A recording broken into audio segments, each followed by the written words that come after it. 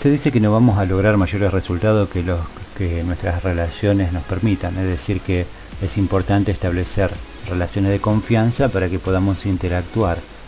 Cuando nosotros establecemos relaciones de confianza, llegamos a conocer a la persona, llegamos a basarnos en las creencias que tenemos en común y entonces nosotros podemos contar un relato, somos escuchados, recibimos otro relato e interpretamos, y entonces en una danza conversacional de coordinación de acciones consensuales para la coordinación de acciones conductuales, es decir, interpreto para poder actuar.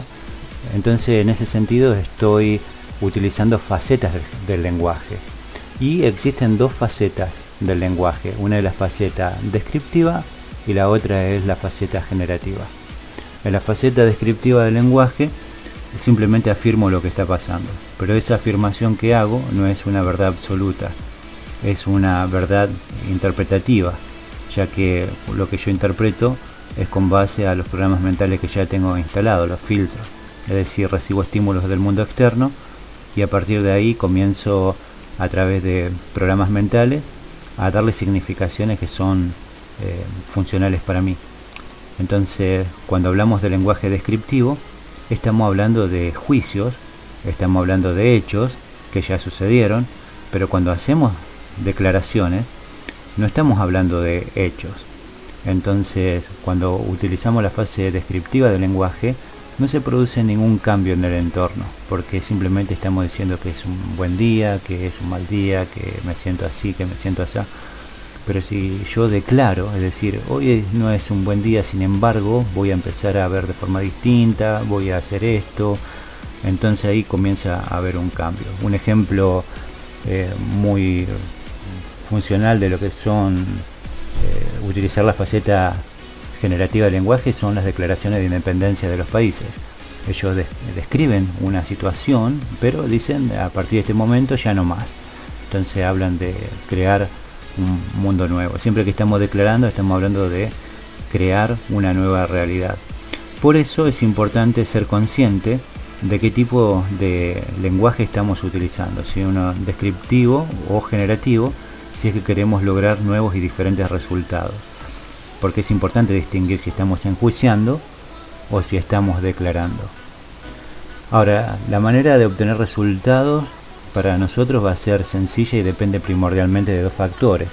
Una, de nuestra forma de ser, como somos nosotros, es decir, de un liderazgo centrado en virtudes, de atributos que vayamos desarrollando, y lo otro va a depender de la técnica, es decir, de nuestra forma de hacer las cosas. Entonces, acá es importante dejar claro que pensar en esto, ¿cuánto tiempo estamos hablando del pasado o estamos enjuiciando con base a la experiencia obtenida, que nos decimos a nosotros mismos de forma cotidiana, recurrente, el mismo relato una y otra vez? Entonces, cuando hacemos eso, ¿desde dónde nos estamos parando? ¿Desde el lenguaje generativo o desde el lenguaje descriptivo? Cuando tengo una opinión sobre una persona, porque eso es lo que es un juicio, es una opinión que nosotros hacemos, entonces ¿de dónde lo hago? De experiencias pasadas. Y esas experiencias pasadas, como ¿quién afirma realmente que eso fue así? ¿Quién afirma que tengo todo el relato, la historia completa? Entonces, cuando nos paramos mucho tiempo en el lenguaje descriptivo, nosotros terminamos limitando nuestro futuro, porque seguimos siempre en el mismo lugar. Ahora, ¿qué pasa si seguimos afirmando este tipo de conversación interna durante mucho tiempo? Es una conversación interna que nos cierra posibilidades. ¿Qué va a pasar? Otra reflexión es que los resultados que queremos son producto del lenguaje generativo. Cuando usamos por hábito el lenguaje descriptivo, obtenemos siempre los mismos resultados, pero cuando utilizamos por hábito e incorporamos e integramos los actos lingüísticos del lenguaje generativo, entonces creamos una nueva realidad, obtenemos los resultados deseados. Y esto tiene mucho que ver con cómo nosotros establecemos relaciones de confianza, cómo preparamos a las personas para que puedan tener confianza en nosotros y así contraer compromisos específicos, y que nosotros podamos verificar que estos compromisos, estos acuerdos se lleven adelante y resolver cualquier tipo de duda durante todo este proceso. Tiene mucho que ver con cómo establecemos estas relaciones. Y hay que entender algo muy importante, que las relaciones son conversaciones. Entonces, ¿de qué hablamos cuando hablamos de relaciones personales? ¿Con qué o con quién nos relacionamos? Y entonces hay una lista acá. Por ejemplo, nos relacionamos con el tiempo, sí, nos relacionamos con el tiempo, nos relacionamos con el dinero, nos relacionamos con la comida, nos relacionamos con el otro, nos relacionamos con los otros, y hay un largo etcétera. Aún las personas con trastornos del aspecto autista se relacionan dentro de sus posibilidades de un modo diferente, y aun cuando no quiero relacionarme, me estoy relacionando de una cierta manera con mi actitud. Entonces, ¿qué tipo de relaciones suelo tener? ¿Cómo suele ser mi modo de relacionarme? Si tuviera que calificar con adjetivos mis relaciones en excelentes, muy buenas, buenas, malas, muy malas, regulares, peores, ¿cómo las calificaría? Entonces esto es para pensar, ¿de qué depende tener una buena relación? Teniendo en cuenta que bueno es un juicio. Depende del tipo de conversaciones que tenga, de mi punto de vista y de mis percepciones. ¿Y de qué están cargadas las relaciones? Las relaciones están cargadas de juicios, que son opiniones, que en definitiva son las expectativas que nos imponemos. Entonces, cuando calificamos una relación entre buena, mala, regular, o esas palabras que vamos diciendo desde el acto lingüístico que estamos en ese momento, estamos enjuiciando, son juicios. ¿Y quién es quien califica en esos términos? Quien califica en esos términos es uno mismo. Por eso decimos que las relaciones están cargadas de expectativas. No solo tiene que ver con lo que yo converso del otro, sino con lo que yo pienso del otro. Entonces los juicios son actos lingüísticos y revelan el estándar de cómo yo considero aquel valor que estoy considerando, valga la redundancia, desde las expectativas que tengo. Entonces las relaciones y las conversaciones son el vínculo que nos une, porque sin conversaciones no hay relaciones. Entonces, ¿estoy conforme con los resultados que tengo? ¿Sí? ¿No? Tal vez tenga resultados, pero no los esté disfrutando. ¿Te suele pasar eso? ¿Qué pasa cuando estás teniendo resultados que no estás disfrutando? Entonces, ¿cuál es el vínculo entre relaciones y conversaciones? Las relaciones no se tienen, las relaciones se co-crean. Todo el tiempo nos generamos una conversación y esta nos relaciona con aquello. Entonces, para referirnos a las relaciones, generalmente usamos el vocablo tengo. Por ejemplo, tengo trabajo, tengo pareja, tengo familia. Es algo instalado desde lo cultural, pero cuando nos referimos a la relación con un familiar, con una pareja u otra persona desde el tengo, estamos clasificando esa relación al nivel de cosa al otro. Lo estamos cosificando, porque las personas no son algo, sino que son alguien. Y por más que justifiquemos diciendo, bueno, para mí es un decir, y mis hijos no son objetos, desde el vocabulario sí lo es, y eso impacta mi relación. Ejemplo, con el síndrome del nido vacío, ¿qué pasa con esto? Si siempre al hablar de la pareja digo tengo pareja, ¿qué va a pasar si se pelean, si se separan por la razón que sea, una enfermedad, muerte, infidelidad, etcétera? ¿Qué va a pasar con ese tengo? ¿Quién sos ahora que ya no tenés? O que esa relación está en revisión. Entonces de repente ya no tenés pareja. ¿Y quién sos cuando tenés pareja? O cuando ya no la tenés desde lo emocional, del recurso lingüístico hablando. Acá no digo que hay que eliminar el tengo de todas las relaciones, sino hacerlas conscientes del contenido de esa forma de relacionarme. ¿Desde dónde me estoy relacionando? Con esto tengo. Cuando los chicos crecen y se van, ya no tengo estos hijos, se fueron, partieron, fueron a hacer su propia vida. Ya no los tengo. ¿Quién soy ahora? ¿O quién estoy siendo?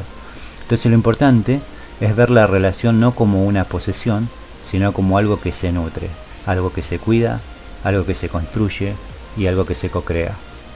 Entonces la connotación de ser y de tener en las relaciones determina cómo me voy a sentir cuando algo se modifique en esa relación. Por ejemplo, padres, vamos a ser siempre padres, tenga la edad que tengan nuestros hijos, ¿verdad? Así que el soy padre o soy madre es un hecho, pero el tengo hijos, desde lo que es un acto lingüístico, implica posesión. Y cuando esa relación se modifique por ausencias, ¿cómo te vas a sentir cuando esos hijos crezcan, se vayan y vuelen del nido, como venimos hablando? Entonces lo importante en las relaciones es que no lleguemos a ser a esos seres objetos de posesión. Entonces no hay que enfocarse en la etiqueta del frasco y tampoco en el contenido, o sea, en la connotación. Las relaciones no son algo que se tienen, sino que son algo que se construyen. Entonces las relaciones son algo de índole personal. ¿Cuántas relaciones piensas que tenés y que no estás nutriéndolas? ¿Y cómo nutrís la relación? Entonces la respuesta siempre va a ser con las conversaciones. La conversación viene de versar con alguien, es como salir a dar un paseo, es una especie de danza, donde interviene el lenguaje, teniendo en cuenta que solamente utilizamos 7% de lo que es la palabra, es decir, hay un porcentaje que tiene que ver con el volumen, el tono, y hay un lenguaje no verbal, así que hablar no es conversar, es tener en cuenta todos los aspectos de los actos del habla. Entonces, ¿cómo nutro esa relación? Con conversaciones. Y toda relación está compuesta por las conversaciones públicas y también con las conversaciones privadas que mantenemos con los otros. Entonces, hay conversaciones públicas que son básicamente las que salen de mi boca hacia afuera, cuando converso con otras personas, pero también hay conversaciones privadas que son las que tenemos internamente con nosotros mismos, son esa voz del pensamiento. Pero también tenemos conversaciones públicas y privadas con los otros, porque mientras hablamos con alguien, pensamos cosas que no decimos porque no convienen en lo saludable de esa relación. Entonces, es un hecho que no decimos todo lo que pensamos de alguien mientras conversamos, en honor a la verdad, hay que decirlo. Entonces puede ser que un supervisor nos esté regañando y digamos públicamente que lo sentimos, y en lo que respecta a la conversa privada estemos teniendo pensamientos de mal para esa persona. Ejemplo, un vendedor. Tenemos relaciones con las personas, pero también sobre las personas. Alguien me cuenta un comportamiento de otra persona y en mi juicio me formo un concepto del otro, pero sin haberle tratado nunca. Entonces, ¿qué tipo de relaciones tengo y cómo califico esas relaciones? Si no disfruto de mi trabajo y digo que es una M, ¿en qué me convierte a mí que yo sigo allí? Entonces, si digo cosas feas de mi familia, ¿en qué me convierte que soy parte de ella? Entonces, si queremos tener relaciones distintas, tenemos que tener conversaciones diferentes. No tengo que cambiar al otro, sino que tengo que cambiar las relaciones sobre y acerca del otro. Entonces, las relaciones son igual a las conversaciones que tenemos, y esas conversaciones son igual al compromiso, ya que compromiso es acción, porque cuando hablo y digo, hay un impacto, involucro mi ser. Entonces el habla genera realidades, y como podemos frenar ese caudal de pensamientos, siendo que tenemos más de 60.000 pensamientos por día y solamente podemos pensar una sola cosa a la vez, ¿cuánto nos abruman esos pensamientos? ¿Cómo aquietar las aguas? Dejar que el lodo se asiente en el fondo y se pueda ver con claridad, con nuevas preguntas, pero preguntas un poco más funcionales. Siempre decimos conversaciones diferentes para generar nuevos sentires y poder cambiar el observador y poder visualizar diferentes oportunidades de acción para nosotros. Entonces, los juicios que tengo me generan ciertas emociones. Por ejemplo, si estoy pensando que es un día feo, voy a emocionar con cierre de posibilidades y todo lo que voy a ver desde ese estado de ánimo. Entonces, ¿qué pasa? Ocurren los hechos, emergen los juicios, se generan las emociones y de ahí proceden las acciones. Entonces, ¿desde dónde intervenimos nosotros? Desde las conversaciones. Entonces desafiamos las conversaciones, hacemos nuevas preguntas y ¿me sirve seguir pensando así? ¿Sí? Bien, sigo entonces generando más pensamientos de ese tipo. No me sirve pensar de esta forma, entonces los cambio. Las conversaciones no son solo conversaciones, son también hábitos. Hay muchos juicios que tenemos y que no sabemos cuándo los aprendimos. Nos descubrimos muchas veces diciendo frases que están repetidas dentro del seno familiar. ¿Desde cuándo las hemos integrado a nosotros? Al lenguaje hay que darle autoridad. Por ejemplo, está el que dice cosas positivas y piensa que por decir cosas positivas va a cambiar. Pero no por decir cosas positivas uno cambia, sino que el cambio se produce cuando le damos autoridad al lenguaje para desafiar las creencias esas creencias que nos limitan y así empezar a visualizar posibilidades. Entonces se transforma en una conversación consensual para la coordinación de acciones que nos llevan a una conversación conductual para poder accionar. Entonces el cambio se va a dar desde las conductas que vamos a cambiar.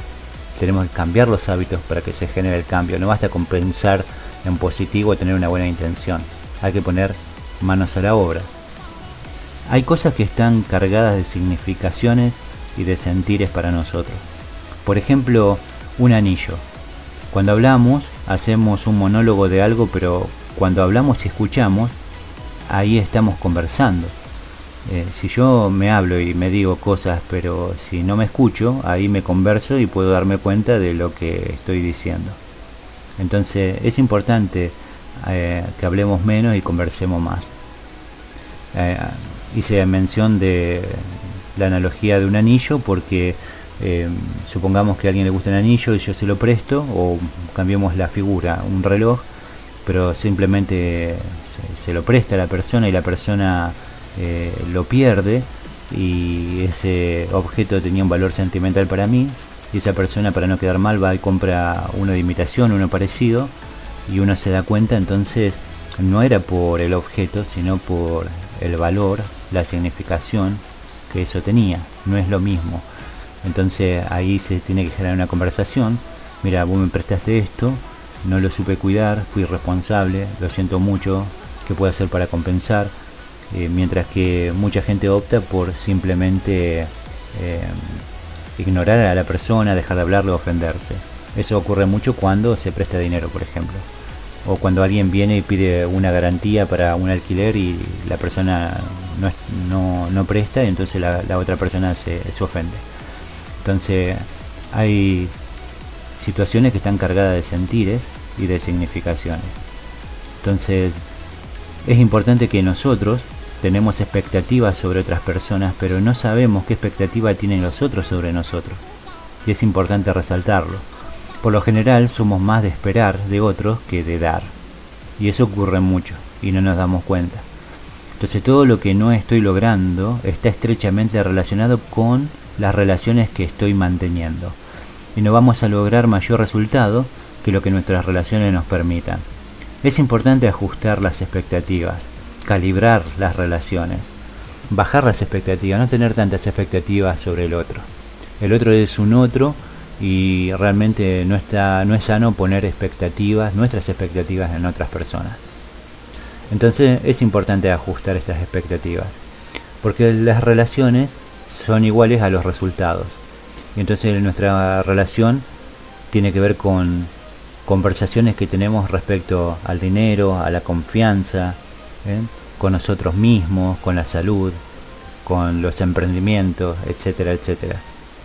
Entonces es muy importante ver en qué ámbitos de acción se están dando estas relaciones, en qué dominios, ya sea laboral, familia, pareja, en la sociedad, etcétera, etcétera.